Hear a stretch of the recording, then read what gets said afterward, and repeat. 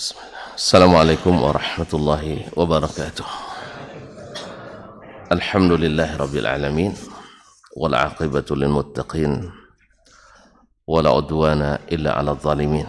Asyhadu an la ilaha illallah wahdahu la syarika lah waliyus salihin wa khaliqul khalqi ajma'in wa raziquhum wa ma min dabbatin fil ardi illa 'ala Allahi rizquha wa ya'lamu mustaqarraha wa mustawda'aha kullun fi kitabim mubin wa asyhadu anna Muhammadan abduhu wa rasuluhu as-sadiqul amin sallallahu alaihi wa ala alihi tayyibin wa azwaji at-tahirati ummahatil mu'minin wattabi'in lahum bi ihsanin ila yaumiddin amma ba'du fa usi nafsi wa iyyakum ayyuhal muslimun bi taqwallahi azza wa jalla fa innahu qad fazal muttaqun. Ya ayyuhalladzina amanu taqullaha haqqa tuqatih wa la tamutunna illa wa antum muslimun. Bapak dan ibu-ibu, saudara-saudara dan saudari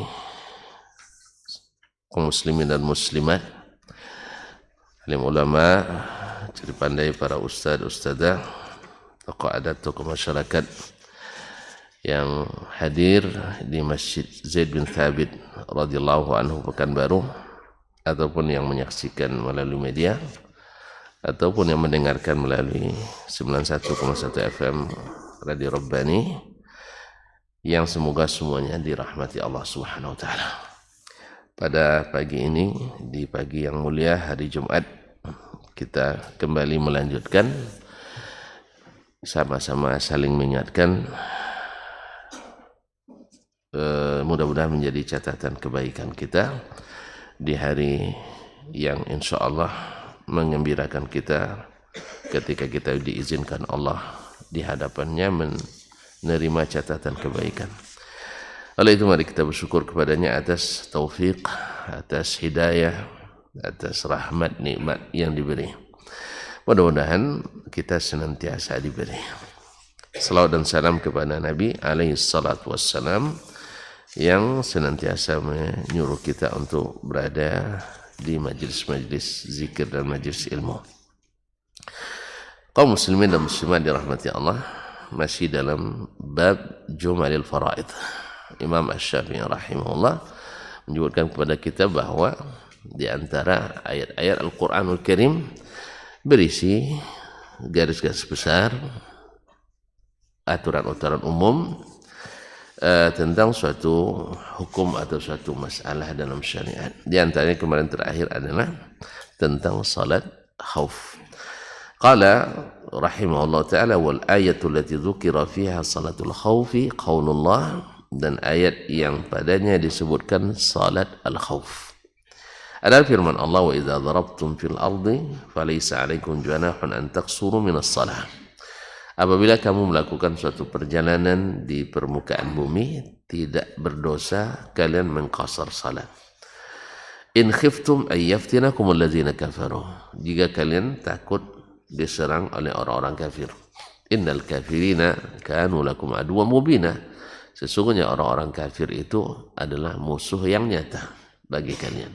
Ini tidak bisa dirubah, karena orang kafir sendiri ngaku juga tidak kawan sama kita, ya kan? Jadi mereka musuh memang.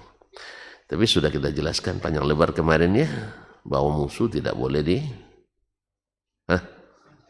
boleh dicari. Kalau ketemu elakkan saja, menyerah saja.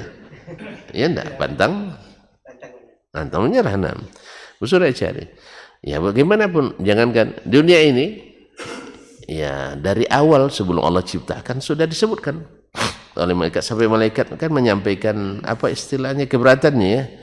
Kenapa dijadikan di bumi itu orang yang akan berbuat binasa?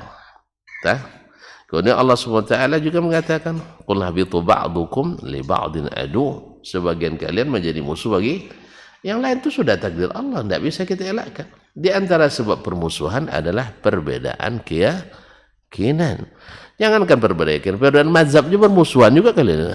Ya kan, perbedaan mazhab aja. Ya, antara zikir jama'i dengan tidak jama'i bermusuh juga. Padahal tidak boleh bermusuh kan? Kan tidak boleh dah. Tapi masing-masing memaksakannya. Yang nak bersama, asal tidak bersama dituduhnya inilah. Dan sebaliknya, yang ini juga nuduh juga, sama-sama nuduh juga memang. Oleh sebab itu, makanya Nabi SAW suruh kembali kepada sunnahnya supaya tidak saling menuduh lagi. Cuman itulah versi kembali pun beda juga. Versi kembali juga, padahal Nabi SAW sudah jelaskan. Yang menyebabkan selisih itu pemahaman. Oleh sebab itu, ambil yang nyata dari Nabi SAW. Jadi yang namanya bermusuhan di dunia tidak bisa dielakkan. Kapan bisa? Setelah masuk surga. Kalau masuk neraka, tetap bermusuhan. Tapi kalau masuk surga, enggak. Makanya kalau enggak nak bermusuhan, masuk surga. Gimana caranya? Ikut Nabi sallallahu alaihi wasallam. Makanya Nabi dengan ikut Nabi kurang permusuhan. Tapi kalau masih ragu-ragu atau malu-malu tapi mau, ya malu-malu tapi mau, katanya kembali ke Nabi tapi jujurnya enggak ada gitu. Ya ambil perkataan Nabi tapi buat seperti yang kita inginkan sendiri. Nabi sudah praktikkan. Berarti kan mau tapi malu gitu. Itulah mau tapi malu. Dia katanya ingin sunnah tapi tidak menerapkan sunnah. Tapi ahlu sunnah tapi tidak mau menerapkan sunnah. Alasannya cuma sunnah. Nah, gitu kan. Jadi ahlu sunnah tapi tidak mau menerapkan sunnah dengan alasan cuma sunnah. Tapi ketika menerapkan selain sunnah, non sunnah, semangat. Apa sebab? Kan hasanah. Gitu. Sunnah hasanah, tidak bersemangat. Bid'ah hasanah, bersemangat. Oleh sebab itu yang namanya permusuhan selamanya di dunia akan ada. Jelas. Bahkan istri kita disebut juga oleh Allah musuh, tapi tidak semua, sebagian. Inna min, kan sebagian. Kalau sudah tidak tahan lagi, kalau tidak tahan lagi permusuhan di rumah, apa ceritanya? Cari pendamai. Pendamai, bukan pendamping, pendamai. Makanya kan itu biasanya kalau suami istri sudah tidak damai lagi di rumah, dicarinya pendamai. Ternyata jadi pihak penambah, penyulut. Ini cari wasit yang ketiga. Allah musta'an. Ma'asyarul kiram. Jadi yang namanya musuh tak bisa dielakkan. Setidaknya musuh kita syaitan. Itu aja. Makanya kaum muslimin musuh itu memang harus ada. Dan terus tahu musuh itu harus dianggap sebagai musuh. Jangan musuh dianggap kalau tidak lengah kita, maka musuh harus dianggap musuh. Kalau tidak, habis kita. Tetapi ingat bahwa musuh tidak selamanya keras, ya kan? Kan ada namanya perang. Tentu Anda lupa. Perang dingin. Iya, tidak selamanya perang panas. Jadi tidak selamanya berapi-api. Kadang-kadang pakai es. Kadang-kadang orang yang sedang perang bisa berunding, ya kan? Kan orang berunding kan tidak boleh diganggu. Ada utusan musuh datang ke kita, tidak boleh ganggu, ya kan? Ada orang dari musuh minta perlindungan ke kita, tidak boleh ganggu. Kan sudah kita jelaskan kemarin. Ini tambah lagi nampak, lama lagi Pak. Bapak setuju tidak selesai kaji nampak. Nah, jadi kaum muslimin dan muslimat dirahmati Allah. Ada aturan semuanya. Alhamdulillah lengkap dalam Islam ini. Makanya bahkan di dalam perang sendiri, orang yang sudah terluka tidak boleh langsung sudah kalau terluka dia kan tidak melawan lagi. Iya kan? Makanya dia diobati, dilindungi. Yang tertawan boleh disiksa? Tidak juga boleh siksa. Bahkan harus dimakan seperti yang kita makan. Jelas? Yang berikan makanan seperti yang kita makan dan dipuji orang yang memberi makan tawanan. Bukan menyiksa. Semuanya ada aturannya. Oleh sebab itu, jangan gara-gara isu yang tidak sehat dari musuh sehingga kita tidak menganggap musuh itu musuh. Mereka sendiri mengaku kok kita musuhnya, ya tak? Mereka sendiri. Makanya kaum muslimin dan muslimat dirahmati Allah, maka Allah SWT katakan sesungguhnya orang kafir itu bagi kalian musuh yang nyata. Makanya mereka tidak mau lagi disebut kafir sekarang, ya kan? Nah, dibuat isu-isu jangan sebut kafir. Kalau kafir nanti radikal Anda.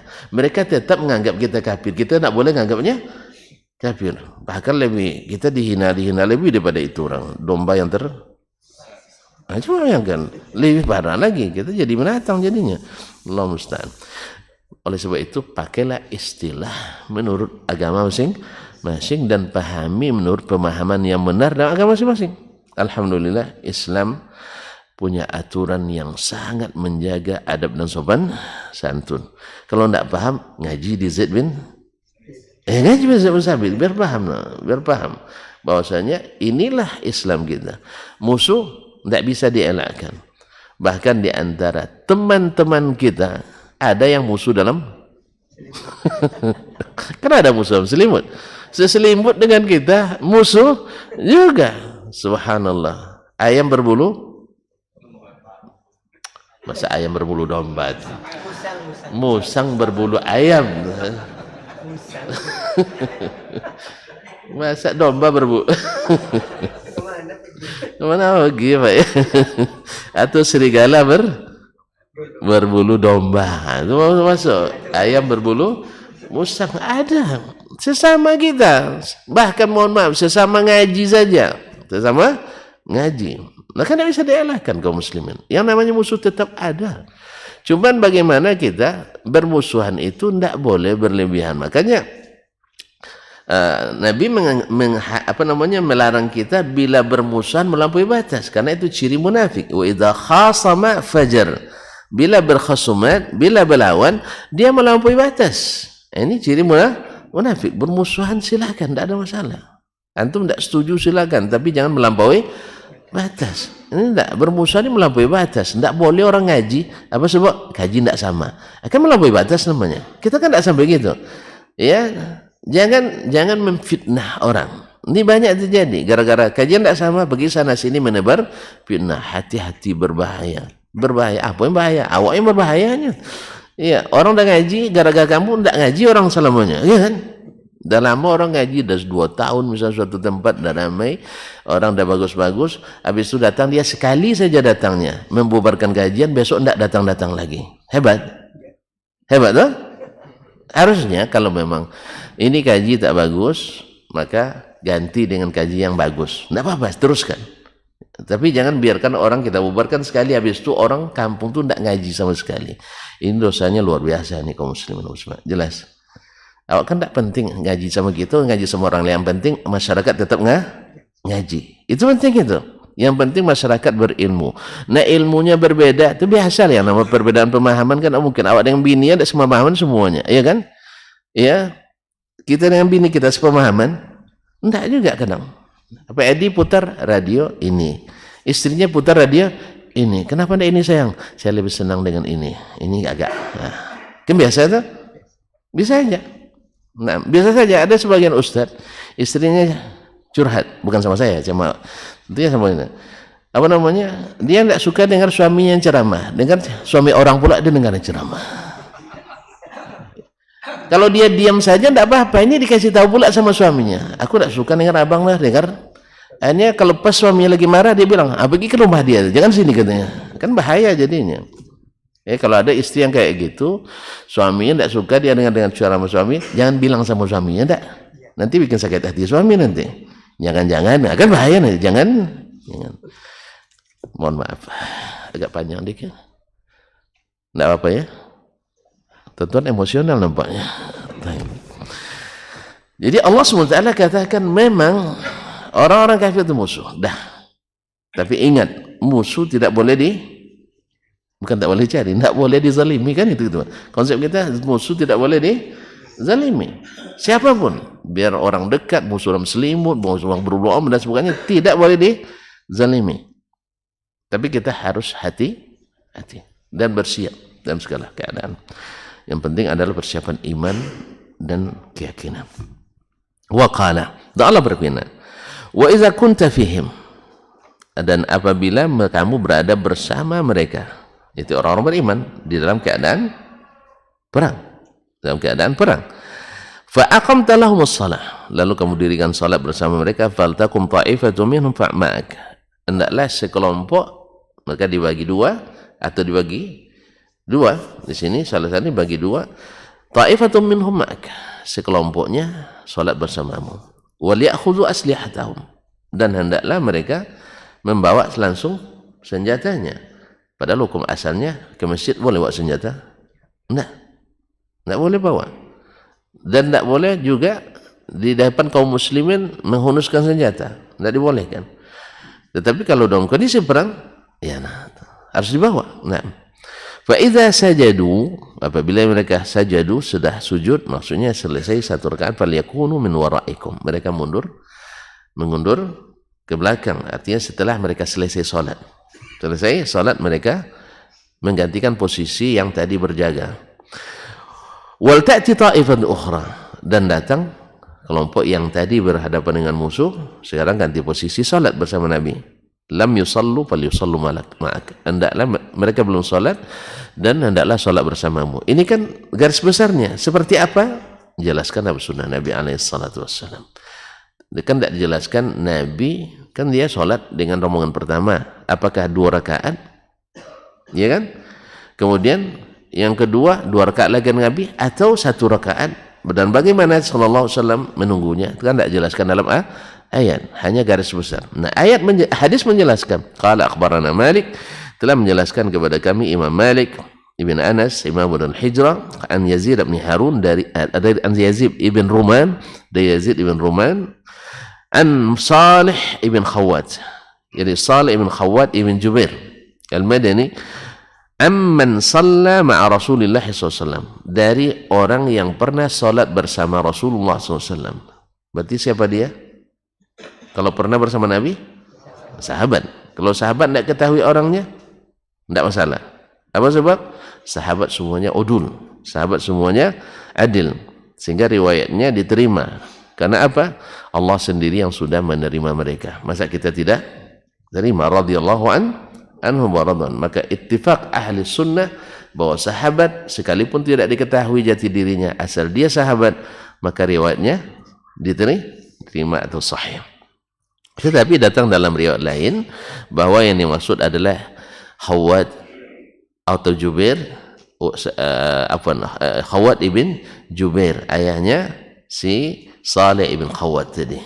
Dan di riwayat lain mengatakan adalah Jabir ibn Abdullah ibn Amr ibn Haram al-Ansari al-Khazraji. Nah, kalau demikian berarti sudah diketahui siapa orangnya, selesai masalah. Bahwasanya mereka adalah sahabat Nabi alaihi salatu wassalam. Amman shalla ma'a Rasulillah sallallahu alaihi wasallam salat al-khauf yaum zatir riqa, yaitu orang yang salat bersama Rasulullah sallallahu alaihi wasallam salat al-khauf, yaitu salat dalam keadaan takut, yaum zatir riqa, pada waktu perang zatir riqa. Kita sudah jelas zatir riqa, ar-riqa jamak ruqa'ah atau riqa'ah, yaitu sobekan-sobekan kain. Kain yang disobek atau lebih kain lalu dijadikan sebagai pembalut luka, karena pada waktu itu banyak di antara sahabat, karena juga di musim dingin, kemudian perjalanan yang berat dan terjal sehingga banyak kuku-kuku mereka yang terlepas, maka mereka membalut kukunya dengan sobekan kain sehingga disebutlah dengan riqa jamak, yaitu banyaknya balutan-balutan kain pada luka sahabat, khususnya di jari kakinya. Allah musta'an. Semoga Allah meridai mereka. Anna ta'ifatan saffat ma'ah, bahwa sekelompok dari sahabat berbaris atau bersab-sab bersama Nabi sallallahu alaihi wasallam. Wa ta'ifatun wujahal adu, dan sekelompok lagi berada di front depan berhadapan dengan musuh, karena musuh bukan di arah kiblat sekarang, musuh bukan di arah kiblat. Kalau di arah kiblat lain lagi cara sholatnya nanti. Nah, kalau kiblat lain lagi dijelaskan dalam hadis lain, nanti cara sholatnya lain. Nah, wujah al-adu fasalla billadzina ma'ahu raka'ah, lalu beliau salat dengan sahabat yang bersamanya, rombongan pertama 1 rakaat. Thumma thabata qa'iman, kemudian Nabi tetap berdiri di rakaat kedua. Nah, wa atammu li anfusihim, mereka salat sendiri-sendiri di rakaat kedua. Rakaat pertama bersama Nabi, rakaat kedua sendiri-sendiri. Ini kalau dalam salat normal tidak boleh. Dalam salat normal tidak saja jemaahnya, tapi kalau dalam salat khauf dibolehkan. Jadi Nabi berdiri sambil menunggu rombongan kedua. Dia nunggunya sambil berdiri. Ya, kalau kita jadi imamnya lama sekali nih orang nih katanya kan. Nah, enggak. Memang salat khauf itu tidak disunnahkan lama. Harus secepat mungkin. Karena ada kondisi tidak aman. Kalau tidak dalam ketakutan kita. Makanya jangan tunggu sholat di waktu takut dulu. Kalau sholat takut tidak sempat lagi panjang. Kalau nak sholat menikmati sholat di waktu aman. Ketika aman itu maka manfaatkan sholat panjang-panjang. Atau di waktu sehat. Ketika berdiri tidak pakai tongkat. Atau tidak di atas kursi roda. Karena kalau sudah di atas kursi roda, rukuknya sudah tidak sempat lagi. Sujudnya juga tidak seperti biasa lagi. Beda sujud dengan sekadar isyarat dengan sujud yang benar-benar sujud. Dari segala sisi. Oleh sebab itu waktu sehat, gunakan itu. Karena ketika kita sakit, semua yang kita kerjakan di waktu sehat itu, seolah-olah masih tetap kita kerjakan walaupun sudah terhalang oleh sakit kita. Maka kaum muslimin dan muslimat, Nabi katakan, iqtanim khamsan qabla khamsin. Ya, manfaatkan yang 5 sebelum datang yang 5. Di antaranya waktu sehat sebelum sakit, waktu lapang sebelum sempit. Nah, waktu kaya sebelum miskin, waktu hidup sebelum mati. Waktu muda sebelum tua. Sekarang masih muda semua nih. Iya. Edi pun nampak muda. Ya, karena sering kawannya anak muda terus. Nah, Masya Allah. Barakallahu fiik. Semoga Allah panjangkan umurnya, banyak manfaatnya. Ma'asyiral kiram dirahmati Allah. Thumma sarafu fasaffu jal'adu. Yang selesai tadi pergi dan bersab atau berada di posisi di depan musuh, di front terdepan. Waja'at at-ta'ifatul ukhra. Yang tadi berjaga berhadapan dengan musuh sekarang datang. Ya, ini dalam kondisi bukan sedang perang, sedang berkecamuk ini. Kalau sedang perang berkecamuk tidak seperti ini lagi. Ini kondisi musuh ada di posisi ini, tapi bukan dalam kondisi perang berkecamuk. Kalau sedang perang berkecamuk nanti fasallu rijalan au rukbana, boleh salat dalam keadaan berjalan atau dalam berkendaraan. Naam. Ma'asyiral kiram. Waja'at ta'ifatul ukhra, datang yang tadi berjaga-jaga, fasalla bihim raq'atal lati baqiyat min salatihi. Nah, kan tadi berdiri nunggunya. Sehingga mereka takbir dan masuk berdiri, lalu Nabi melanjutkan salat bagi Nabi rakaat kedua dan bagi mereka rakaat pertama. Jadi Nabi salat rakaat pertama dengan rombongan pertama dan salat rakaat keduanya dengan rombongan yang kedua. Jelas? Baiklah kaum muslimin dan muslimat dirahmati Allah Subhanahu wa taala. Wa shalla bihim raka'atan allati baqiyat min salatihi, lalu beliau salat rakaat yang masih tertinggal, yaitu 1 rakaat. Thumma thabata jalisan. Kemudian beliau menunggu yang rombongan kedua sambil duduk. Karena dia sudah 2 rakaat. Berarti nunggunya sambil duduk. Tadi nunggu sambil berdiri. Jadi payah juga jadi imam nih. Ya, tadi imam. Kapan berdiri, kapan duduk, dan harus menunggu jemaah. Jadi memang imam dihormati, tapi dia harus sekali-kali nunggu jemaah. Artinya apa? Imam kaum muslimin dan muslimat juga harus memperhatikan keadaan jemaahnya. Keadaan jemaah. Ya, jangan dengar nanti jemaah sudah buka pintu di situ, sengaja pula langsung rukuk gitu ya. Rasain kenapa terlambat gitu. Makanya Nabi SAW didengarnya suara trompa, suara sendal di luar masjid. Tapi masjidnya tidak besar. Ya, jangan trompa di luar Masjid Nabawi ditunggu juga. Nah, ini bisa 1 rakaat nunggu ini. Nah, maksudnya masjid kita yang Masjid Nabi kan waktu itu kan kecil dari ini di masa Nabi SAW. Dengannya suara sendal di luar, maka dia panjangkan sedikit. Berapa lama lah? Hitungan detik cuma, ya kan? Supaya yang jadi makmum tadi mendapatkan rakaat. Karena man adrakal imama raki'an faqad adrakal raka'ah. Siapa yang dapat rukuk bersama imam, maka dia dapat rakaat. Ini sebagian imam Masya Allah rasa sepertinya sengaja gitu. Dah batuk pun kita Tidak peduli dia, sengaja cepat. Pas sudah sampai di sab, sami Allahu liman hamidah. Jadi kita jadi ragu, bisa rukuk tadi apa enggak ya kita? Kita rukuk juga tapi dia sudah naik. Apalagi yang imamnya sami Allahnya setelah sempurna berdiri, maka hati-hati kita yang terlambat ini. Ya kadang-kadang kita terlanjur rukuk kan, karena cepat Allahu Akbar langsung rukuk kan.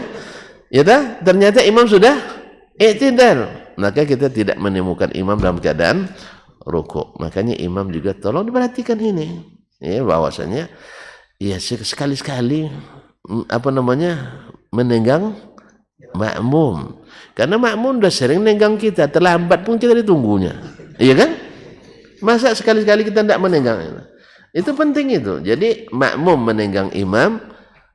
Makanya kalau terlambat imam jangan bilang kamat.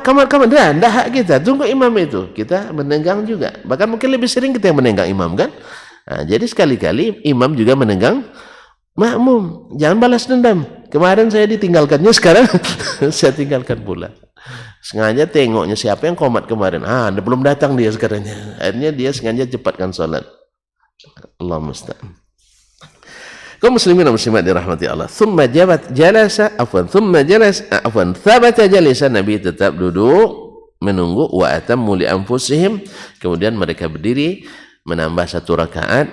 Thumma sallama bihim, kemudian baru beliau bertasyahud akhir bersama rombongan kedua dan salam bersama.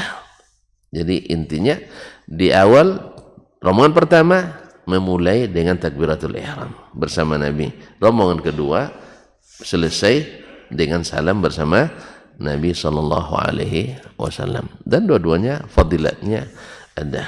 Semoga Allah SWT mudahkan kita memahaminya. Qala akhbarani man sami'a Abdullah bin Umar bin Hafs yazkuru an akhihi, telah memberitahukan kepadaku man sami'a, orang yang mendengarkan Abdullah bin Umar. Abdullah ibn Umar ibn Hafs ibn Umar ibn al-Khattab, ibn Umar ibn subhanallah ibn Umar al-Khattab al-Umari. Ini kena dengan Abdullah al-Umari. Sebagian mendhaifkannya, tetapi seperti kata Imam Az-Zahabi, tukullima fihi bila hujjah. Tukullima fihi bila hujjah. Dan yang sahih wallahu alam, banyak ulama yang menerima riwayatnya. Tapi ini mahal syahid, hanya menjadi penguat riwayat yang sebelumnya. Yazkuru an akhihi, meriwayatkan dari saudaranya, yaitu Ubaidullah ibn Umar ibn Hafs al-Umari, yaitu Ubaidullah saudaranya ini thiqah. Ini thiqah. Kalau dia diperselisihkan, Abdullah diperselisihkan, Ubaidullah disepakati thiqah. Al-Qasim ibn Muhammad, dari Qasim ibn Muhammad ibn Abi Bakar As-Siddiq. An Salih ibn Khawwad, dari Salih ibn Khawwad. An abihi, dari bapaknya Khawwad ibn Jubair. An Nabi sallallahu alaihi wasallam, dari Nabi sallallahu alaihi wasallam. Mithla hadis Yazid ibn Ruman, seperti hadis Yazid ibn Ruman yang diriwayatkan oleh Imam Malik tadi. Nah, riwayat ini kenapa disebutkan oleh Imam Syafi'i rahimahullah? Karena dia menunjukkan siapa sahabat yang tidak disebutkan dalam riwayat Imam Malik tadi, yaitu Khawwad ibn Jubair, sahabat Nabi alaihi salatu wasallam. Dengan demikian maka hadis ini sempurna, muttasil dan sahih. Wa fi hadha dilalatun ala ma wasaftu qabla hadha. Fi hadzal kitab, di dalam hadis atau di dalam hadis ini terdapat pembuktian dalil apa yang kusebutkan sebelum ini, kata Imam Syafi'i fi hadzal kitab, dalam kitab Min Anna Rasulullah, bahwasanya Rasulullah sallallahu alaihi wasallam idza sanna sunnatan, apabila mensunnahkan atau menyunnahkan suatu sunnah, baik yang wajib maupun sunat, fa ahdatsallahu ilaihi fi tilka sunnati naskhaha, lalu Allah Subhanahu wa taala memperbaharui dalam masalah itu, yaitu sunnah yang lain untuk menasakhnya, au makhrajan ila sa'atin minha, atau jalan keluar dari kesempitan daripadanya. Yang awalnya lebih sulit, sekarang diberikan jalan keluar yang lebih luas.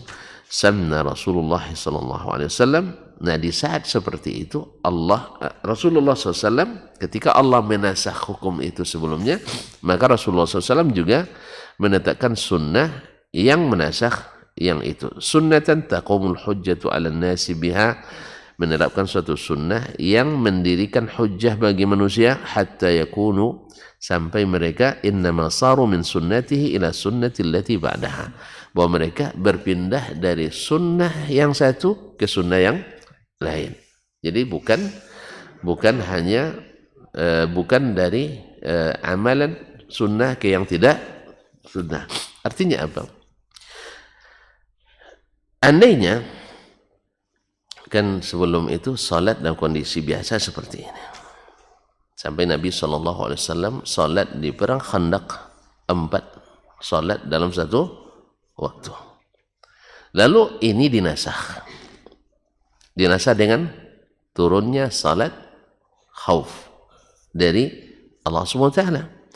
Nah, ketika Allah menasakh atau merubah sesuatu yang awalnya belum ada salat khauf seperti ini, padahal Nabi sudah melakukan salat seperti itu di jamak 4 waktu dalam satu waktu, maka Nabi pun mencontohkan sunnah itu supaya mereka bukan menafsirkan sendiri ayat Al-Quran itu, tapi tafsirannya ada dalam sunnah Nabi SAW.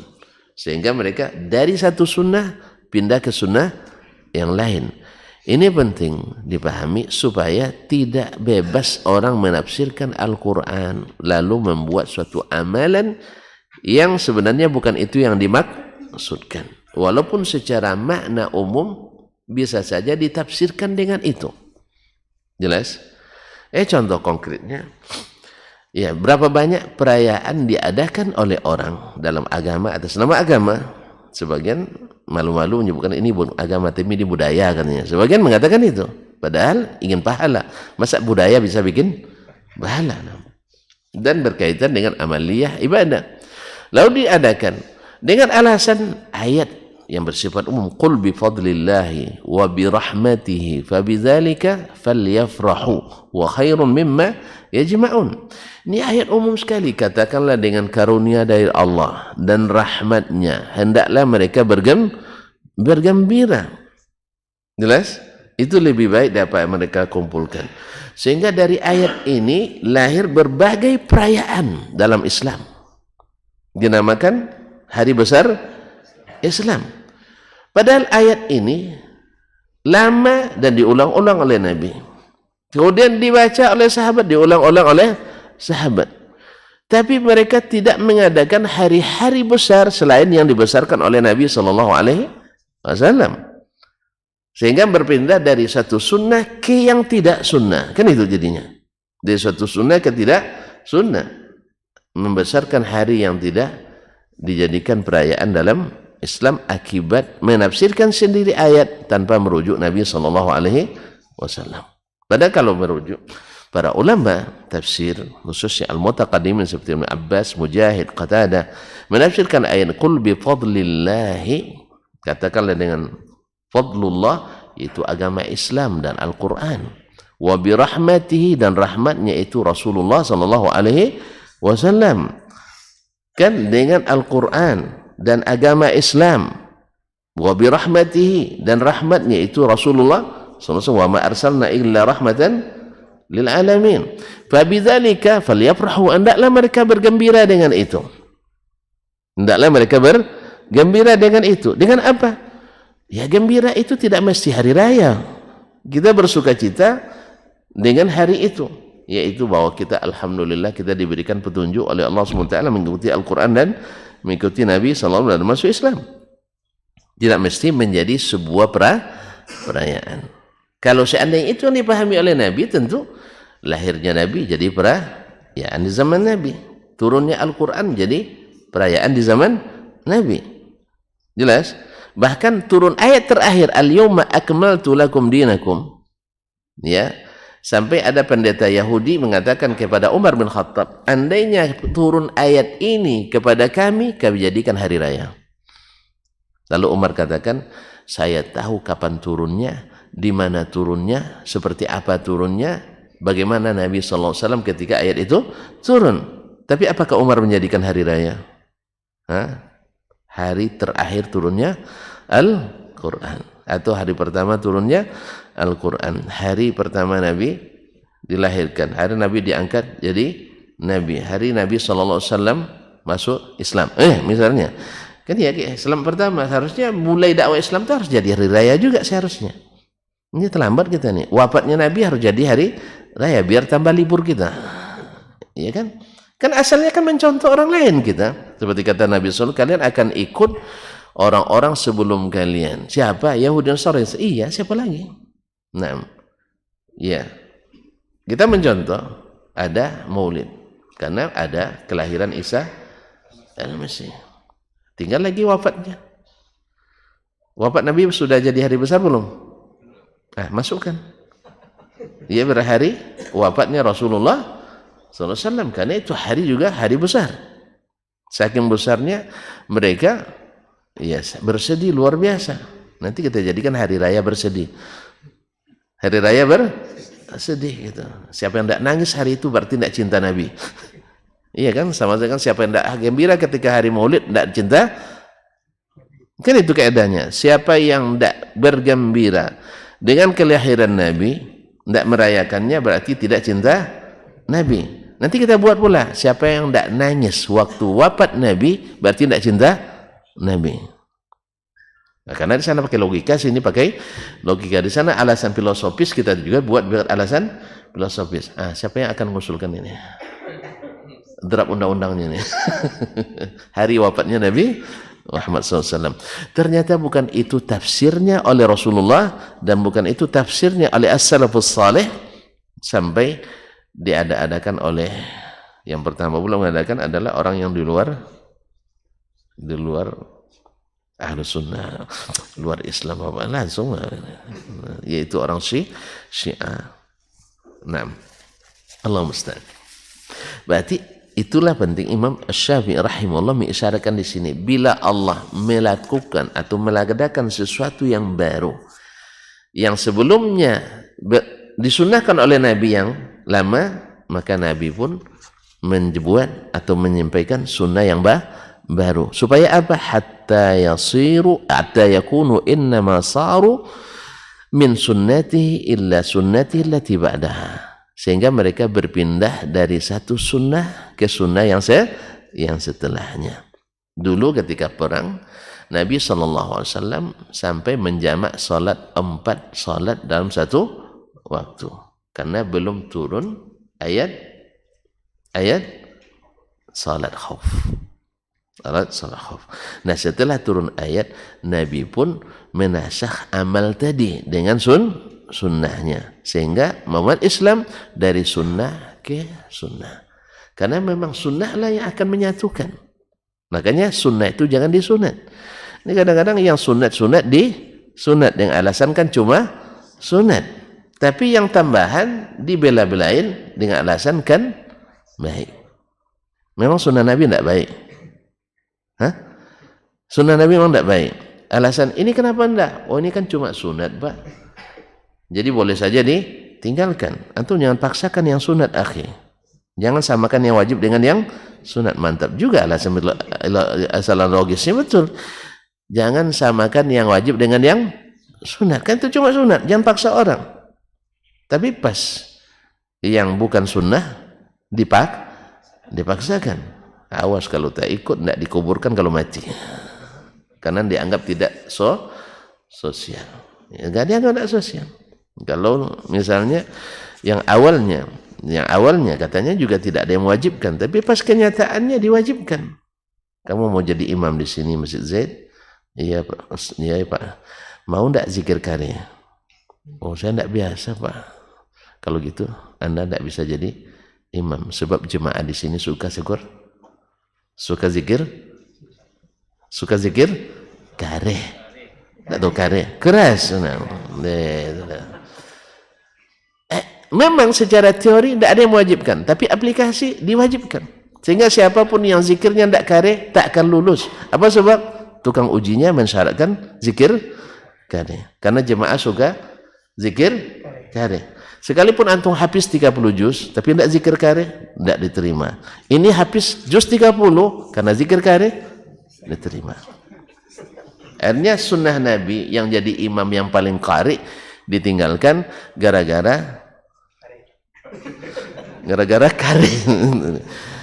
Walaupun karena ada protes, tidak ada yang mewajibkan nggak? Tidak ada yang mewajibkan. Secara teori betul, karena zikir sendiri kan tidak wajib lah. Cuman secara aplikasi diwajibkan. Kalau tidak jangan, nggak akan jadi brand. Kalau tidak jadi ahli sunnah wal jamaah mesti zikir keras. Kalau tidak Wahabi. Itu masalahnya. Berarti sudah jadi brand bahwa ahli sunnah mesti zikir bersama, mesti kunut. Padahal masalah sunat semua sebenarnya. Apa sebab? Karena tadi yang sunat boleh tinggalkan karena sunat, tapi yang bukan sunnah wajib dikerjakan karena dia hasanah. Karena dia hasanah. Nasallallahu alaihi wasallam. Harusnya sikap itu sama aja. Kan cuma bid'ah hasanah kan boleh saja di sana. Kan cuma bid'ah hasanah boleh saja ditinggalkan. Kan tidak wajib. Anda ini menyatukan umat, menjalin silaturahim, mengokohkan barisan masyarakat. Kalau sunnah, oh ini memecah belah. Karena Nabi memang dulu dituduh memecah belah dari awal. Kalau bilang sunnah memecah belah, kalau bid'ah itu apa boleh buat. Saya angkat tangan saya kalau udah gitu. Angkat tangan saya. Karena Nabi SAW bilang kalau kalian nanti berselisih paham, baliknya ke sunnah supaya tidak berselisih paham. Nah, sekarang berubah. Kalau kalian berselisih paham, diamkan sajalah. Mana diam dia? Yang justru yang tak pernah diam itu yang mengatakan itu. Saling memahami, tak pernah paham. Itu dia katakan, saya dengar seorang ulama besarnya mengatakan kita tidak boleh saling menyalahkan. Ya, 13 detik setelah itu ditanya oleh yang bertanya, bagaimana dengan Wahabi? Oh, Wahabi tidak bisa. Tapi tidak boleh saling menyalahkan. Seluruh pendapat boleh, wajib dihormati kecuali Wahabi. Itu namanya. Subhanallah kaum muslimin dan muslimat. Jadi keluar-keluarnya luar biasa. Secara teori kita menganut pluralitas beragama. Artinya siapa saja boleh berpendapat. Ya, tidak boleh disalahkan. 13 detik saja, tidak sampai 13 menit, 13 detik berubah. Yaitu kecuali Wahabi. Berarti Wahabi tidak dianggap pendapat karena orangnya tidak ada yang pintar satupun. Semuanya orang-orang yang tidak berakal, orang-orang yang bongak-bongak dan sebagainya. Ya. Nah, saya tidak tanya yang ngaji-ngaji ini, tapi kita di sini kan tidak ada Wahabi kan? Jadi aman kita sekarang. Di sini ada Wahabi, alhamdulillah. Saya pun tidak pernah dapat sertifikat Wahabi. Alhamdulillah, silabus saya bawa pulang. Ada. Tidak ada namanya mata pelajaran. Kalau ke ormas kan ada kan? Misalnya kalau ormas ini, tahu anggaplah ormas Dasmania. Dasmanian kan ada kan? Ada kan? Ada. Nah, kalau di sana tidak ada Wahabian, tidak ada. Alhamdulillah. Semuanya disuruh digiring kita Al-Quran wa sunnah ala fahmi salafis salih. Itu aja. Tergantung kita sampai di mana kita bisa mengikutinya. Kan tidak mungkin seragam semuanya, betul kan? Sebagaimana as-salaf juga tidak seragam dulu dalam amaliyah far'iyah, amaliyah furu' tidak kan seragam. Malik sama Syafi'i seragam? Tidak. Syafi'i dengan Ahmad seragam? Tidak. Kita harus juga siap untuk menerima itu. Abu Hanifah dengan Malik seragam?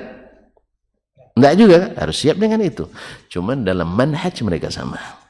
Bila jelas dan tegas, sharih dan paham dia, bisa dia terima hujahnya, dia ikuti.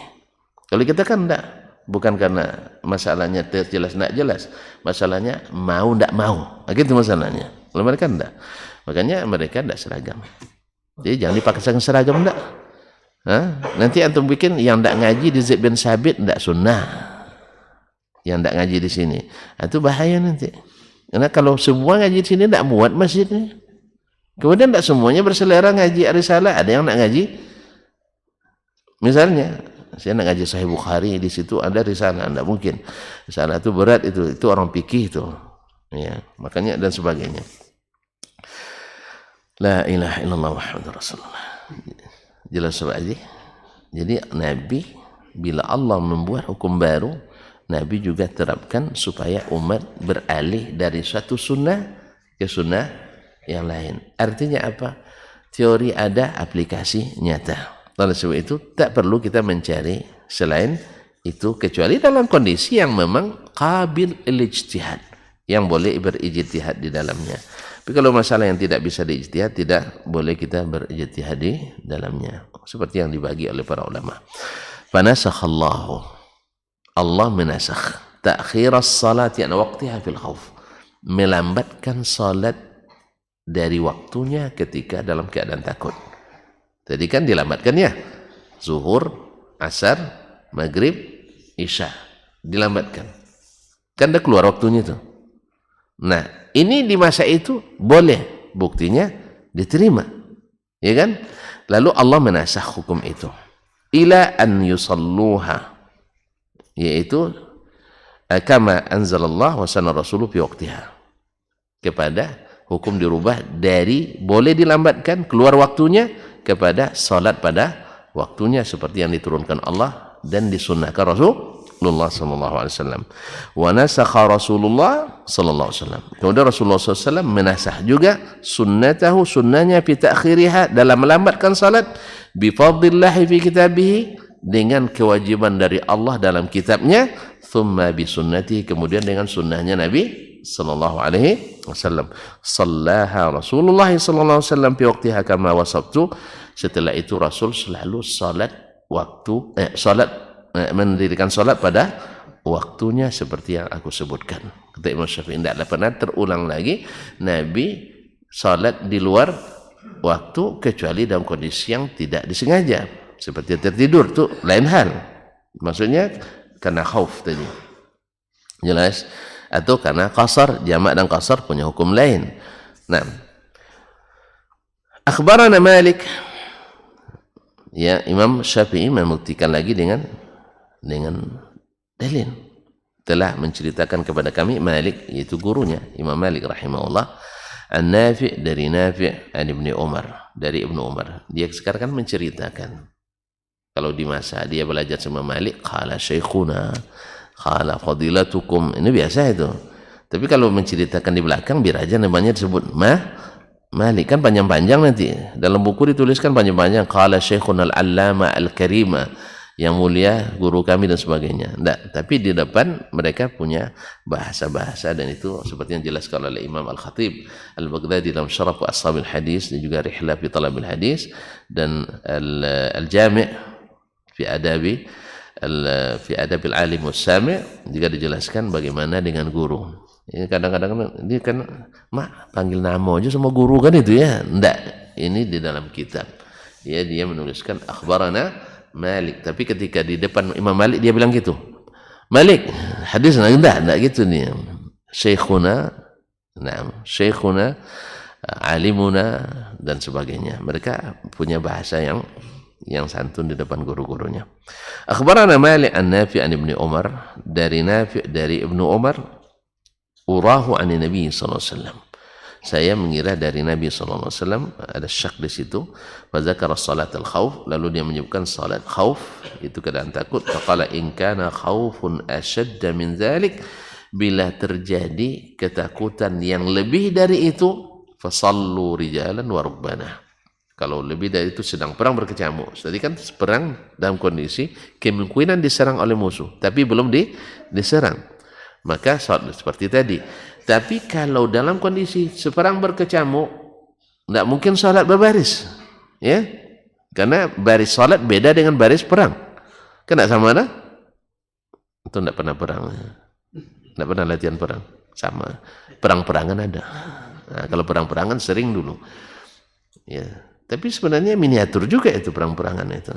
Sampai-sampai kadang kena kawat berduri sini, karena perangan, mati kan. Ada aturannya tuh, Pak. Ada aturan perangnya.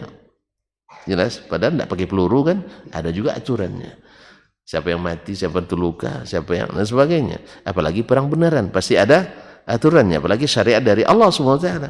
Makanya aturan perang tuh harus dipelajari. Kalau tidak, jangan bicara perang dulu. Aturan jihad ada, jangan bicara jihad. Maka selesaikan ya sesuatu yang harus dituntaskan. Karena itu masalah kalau sudah selesai pondasi, yang ke atas tumbuh sendiri insyaallah taala.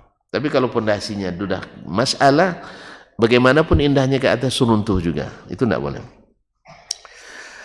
Sallu rijalan wa rukbana. Mereka salat sambil berjalan dan sambil naik kendaraan. Mustaqbilil qiblati atau ghair mustaqbiliha. Baik menghadap kiblat maupun tidak menghadap kiblat. Karena tidak ada lagi waktu itu perang berkecamuk. Bahkan kita ya melihat fokus kita kepada senjata lawan dan senjata kita. Senjata kita harus mengenai senjata lawan, jangan sampai mengenai kita. Itu biasa dalam salat. Dan itu kan, dan begitulah Allah SWT menjaga kondisi kita. Tapi juga tak boleh melupakan Allah Taala. Akhbarana rajulun an Ibnu Abi Zaib. Setelah menyampaikan kepadaku seorang dari Ibnu Abi Zaib. Ibnu Abi Zaib Muhammad bin Abdurrahman Abi Zaib Al-Madani, seorang faqih lebih senior dari Imam Malik rahimahullah taala. Qal an Az-Zuhri, dari Imam Az-Zuhri, yaitu Muhammad ibn Syihab Az-Zuhri, an Salim, dari Salim ibn Abdullah bin Umar bin Khattab, an abihi, dari bapaknya Abdullah bin Umar bin Khattab radhiyallahu anhuma, an Nabi sallallahu alaihi wasallam, dari Nabi sallallahu alaihi wasallam, mithla ma'nahu, semakna dengan hadis yang di atas, yaitu bila keadaan takut yang berlebihan boleh salat sambil berjalan atau berkendaraan, dan menghadap kiblat atau tidak menghadap kiblat. Walam yashukka annahu an abihi, di sini dia tidak ragu dari bapaknya, wa annahu marfu'un ila nabi, dan bahwasanya hadis ini dari Nabi sallallahu alaihi wasallam. Jadi riwayat ini menguatkan riwayat sebelumnya, karena riwayat sebelumnya dia mengatakan saya kira dari Nabi, tapi di riwayat ini dia benar-benar mengatakan dari Nabi sallallahu alaihi wasallam.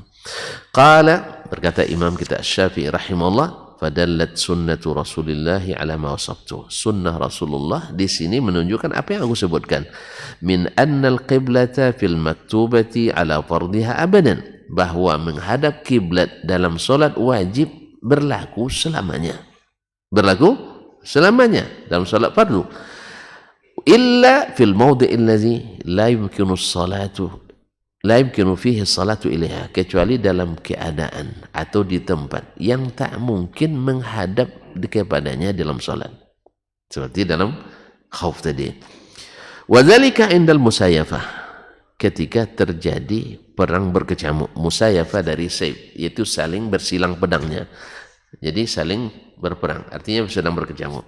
Wal harabi, atau dalam kondisi mundur sendiri kan tidak boleh, lari kan tidak boleh, tapi disuruh mundur oleh pimpinan itu boleh. Nah, tapi kalau lari sendiri terlanat kita. Wa makana fil ma'na allazi la yumkin fi salatu ilaiha, dan kondisi apapun yang semakna dengan itu, yang tidak memungkinkan kita salat menghadap kepadanya, seperti salat dalam kapal dalam kondisi ombak yang besar. Itu jangan sengaja sholat di tepi, nanti terpelanting kita, disambut oleh ikan hiu di bawah nanti. Nah, maka sholatlah dalam kondisi bagaimana kita bisa, sambil pegangan, sambil tiarap, ya gelombang 4 meter atau 6 meter, kita pakai pompong kecil. Habis itu sholat pula sengaja uji kekuatan di situ, jangan, ya habis kita.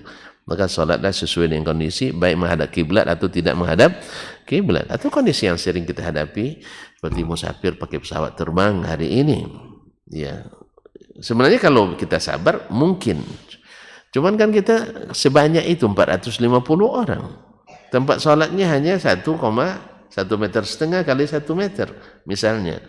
Tentu saja tidak mungkin kita katakan mesti sholat dalam kondisi normal. Tapi kalau kita bisa, ya dengan sendiri-sendiri atau udah berjemaah 2 orang, dan kalau diizinkan, kadang-kadang dalam kondisi cuaca yang tidak mengizinkan juga tidak diizinkan oleh awak kabin.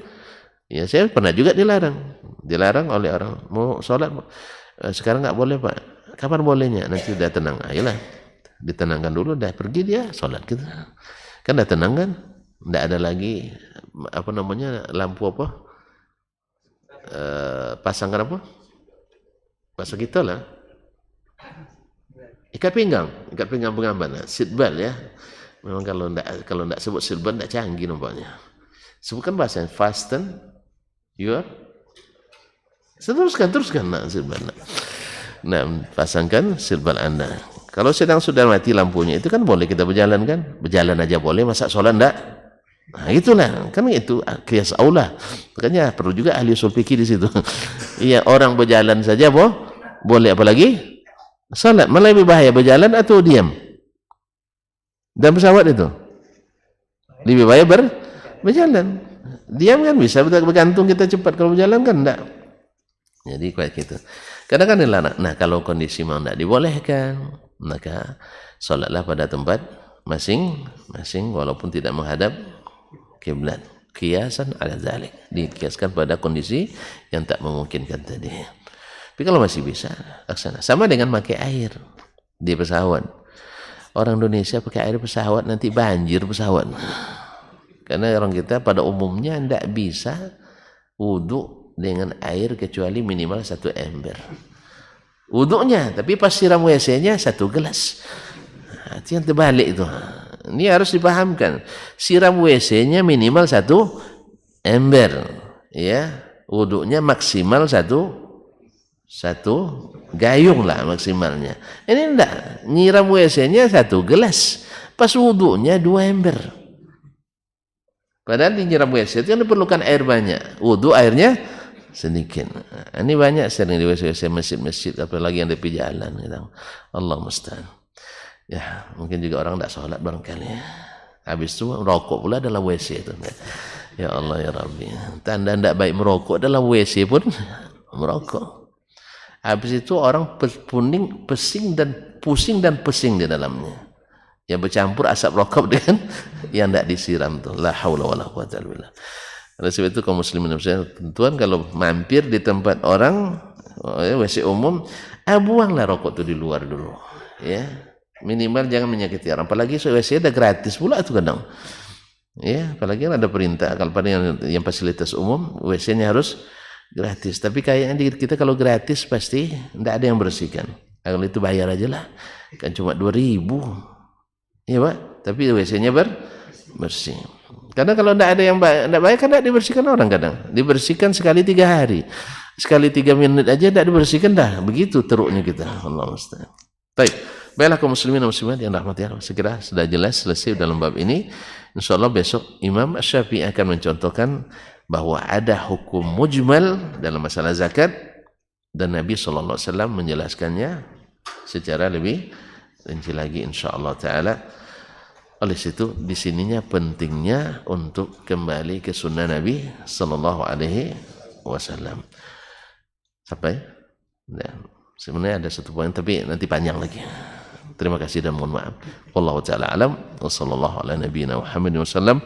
Wa subhanakallahumma bihamdika asyhadu an la ilaha illa anta astaghfiruka wa atubu ilaik. Wassalamu alaikum warahmatullahi wabarakatuh.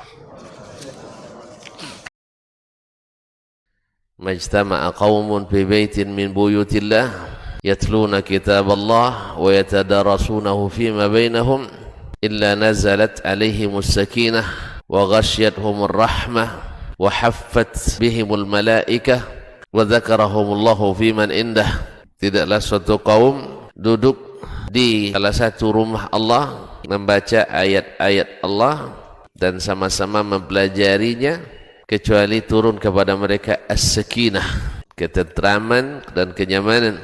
Wa ghasyiyatuhumur rahmah, dan mereka diliputi pula oleh rahmat, kasih sayang dari Allah Subhanahu wa taala. Wa haffat bihimul malaikah, dan mereka pun dikelilingi oleh para malaikat, karena malaikat suka majlis-majlis zikir dan ilmu. Wa dzakarahumullahu fiman indah, dan Allah akan banggakan sebut-sebut mereka di kalangan malaikat-malaikat yang ada di sisinya, di masyarakat atas. Mudah-mudahan kita termasuk yang sering disebut-sebut di sisi Allah di kalangan para malaikat, dan di akhir majlis ini mudah-mudahan kita pula mendapatkan seperti yang tersebut dalam hadis qudsi, qumu maghfuran lakum, silahkan berangkat meninggalkan majlis ini dalam keadaan diampuni dosa-dosa kalian.